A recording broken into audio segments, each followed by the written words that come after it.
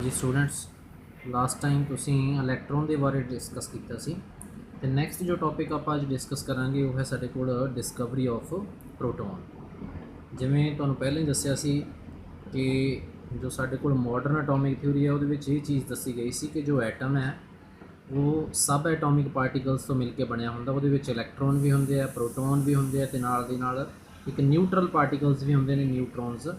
सो पहला J Thomson ने electron की डिस्कवरी की तो उस एक्सपैरीमेंट तो बाद फिर एक साइंटिस्ट होया ई गोल्डस्टीन, उन्हें प्रोटोन्स की डिस्कवरी की सी कि एटम के इलैक्ट्रॉन्स के नाल नाल प्रोटोन्स भी होंगे ने। सो यही टॉपिक जो है इतने आप अज डिस्कस करांगे। सो लिखा होया इन 1836 ई Goldstein discovered that in the discharge tube in addition to cathode rays a new kind of rays are also found which travel behind the cathode rays and in opposite direction to them। ਕਹਿੰਦੇ 1836 ਦੇ ਵਿੱਚ ਇੱਕ scientist ਹੋਇਆ ਈ ਗੋਲਡਸਟੀਨ, ਉਹਨੇ ਇਹ discover ਕੀਤਾ ਕਿ discharge tube ਦੇ ਵਿੱਚ ਕੈਥੋਡ ਰੇਜ਼ ਦੇ ਨਾਲ in addition to cathode rays means cathode rays ਦੇ ਨਾਲ ਇੱਕ ਨਵੀਂ ਤਰ੍ਹਾਂ ਦੀਆਂ ਰੇਜ਼ ਵੀ ਜਿਹੜੀਆਂ ਨੇ ਉਹ ਵੀ ਪਾਈਆਂ ਗਈਆਂ, ਜਿਹੜੀਆਂ ਕਿ ਕੈਥੋਡ ਰੇਜ਼ ਤੋਂ ਆਪੋਜ਼ਿਟ ਡਾਇਰੈਕਸ਼ਨ ਦੇ ਵਿੱਚ ਟਰੈਵਲ ਕਰਦੀਆਂ ਸੀ।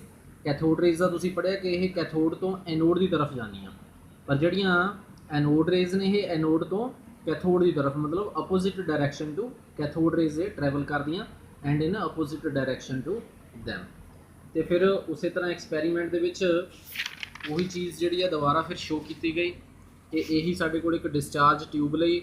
उस तरह फिर उन्होंने इधर एक इलैक्ट्रोड लगाती जिन्होंने कैथोड का नाम, इधर दूजी इलैक्ट्रोड लगाती जिन्होंने एनोड का नाम।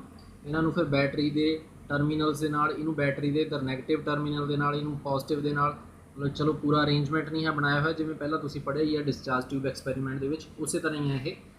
सो देखा गया कि कैथोड रेज तो इस तरफ ट्रैवल करदियां सी कैथोड तो एनोड की तरफ, तो इन्हां दे पिछे ही एनोड रेज जिहड़ियां सी ओह एनोड तो कैथोड की तरफ ट्रैवल करदियां सी। जिवें एरो बना के दसे हुए हैं कि एनोड रेज इधर मूव कर रही ने, ये एक्सपैरीमेंट के विच ही देखा गया।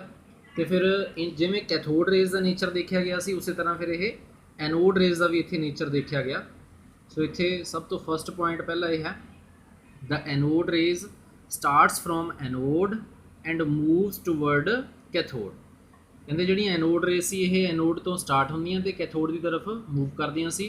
किवें पता चलिया? Because when an object is placed in their path then a shadow is formed on the cathode. कहते जो एनोड रेज के रास्ते भी एक ऑब्जैक्ट रखा गया तो उस ऑब्जैक्ट की जो शैडो है वो कैथोड की तरफ बनी। इसका मतलब कि एनोड तो कैथोड की तरफ रेज मूव कर रही सी। फिर नैक्सट क्या देखा गया ये the anode rays also deflected by the electric and magnetic fields. कहते जी एनोड रेज सी वो भी इलैक्ट्रिक तो मैगनैटिक फील्ड के द्वारा डिफ्लैक्ट होंदियां सी, मीनस बेंड होंदियां सी। जिवें तुसीं पहलां देखा कैथोड रेज दे विच कि एक डिस्चार्ज ट्यूब है, ये दो इलैक्ट्रोड लगाते, एक इधर नैगेटिव इलैक्ट्रोड लगाती सी, इधर पॉजिटिव इलैक्ट्रोड लगाती, तो देखा कि कैथोड रेज इधरों आईयां इस पासे नूं पॉजिटिव इलैक्ट्रोड वाल नूं बेंड कर गई। पहलां तुसीं देखा, बट जदों इन्हां दे रास्ते दे विच एनोड रेज के रास्ते दे विच जदों इलैक्ट्रोड उस तरह लगाई गई पॉजिटिव इधर नैगेटिव इधर, तो देखा गया कि जिहड़ियां ओह एनोड रेज सी ओह इस नैगेटिव इलैक्ट्रोड वाल नूं बेंड हो गई। नैगेटिव वाल बेंड होईयां, इट मीनस एनोड रेज के उपर किहड़ा चार्ज सी? पॉजिटिव चार्ज, क्योंकि अपोजिट जोड़े चार्ज ने उही एक दूजे को अट्रैक्ट करते हैं। मीनस इन्हों के उत्ते एनोड रेज के उत्ते पॉजिटिव चार्ज सी जिहदे करके वो नैगेटिव इलैक्ट्रोड की तरफ बेंड हो गई। उही इत्थे लिखा होया but they deflect in the opposite direction to that of cathode rays. पर जिहड़ियां ये एनोड रेज सी ये कैथोड रेज तो अपोजिट डायरैक्शन के डिफ्लैक्ट हुई। कैथोड रेज इस पासे डिफ्लैक्ट हो गई सी, एनोड रेज इस पासे नूं डिफ्लैक्ट हुई। These rays also rotate the paddle wheel placed in between their path। कहते इन्हां दे एनोड रेज के रास्ते दे विच भी एक पैडल व्हील रखा गया, तो पैडल व्हील नूं फिर उन्होंने इस तरह रोटेट करना शुरू कर दिता। मीनस इन्हां एनोड रेज दे विच भी मटीरियल पार्टिकल्स प्रेजेंट सी जिहड़े जाके जदों व्हील के उत्ते हिट कीते तो व्हील रोटेट होना शुरू हो गया। Next these raise also produce heating effect. जिमें कैथोड रेज जो किसी थिन मैटल शीट के उपर जाके हिट करदियाँ तो वह मैटल शीट गर्म हो जाती है। इस तरह एनोड रेज भी जो किसी मैटल शीट के उत्ते हिट करती है तो उन्होंने भी हीट कर देंगे, मीनस ये हीटिंग इफैक्ट प्रोड्यूस करदियाँ ने। These rays also penetrate through thin metal sheets. जिमें पहला तुसी पढ़िया कि जो कैथोड रेज ने वो जड़ियाँ पतलियाँ मैटल दी शीट्स होंदियां ने उन्होंने विचों पार करके लंघ जांदियां। इस तरह ये भी जड़ियाँ एनोड रेज ने ये भी थिन मैटल शीट्स दे विचों पार करके लंघ जांदियां। सो ये जो नेचर आए दे पॉइंट्स आए है, इन्हों तो फिर कनकलूजन क्या सिट्टा की कढ़िया गया from the above observations it is concluded that the anode rays consist of positively charge particles.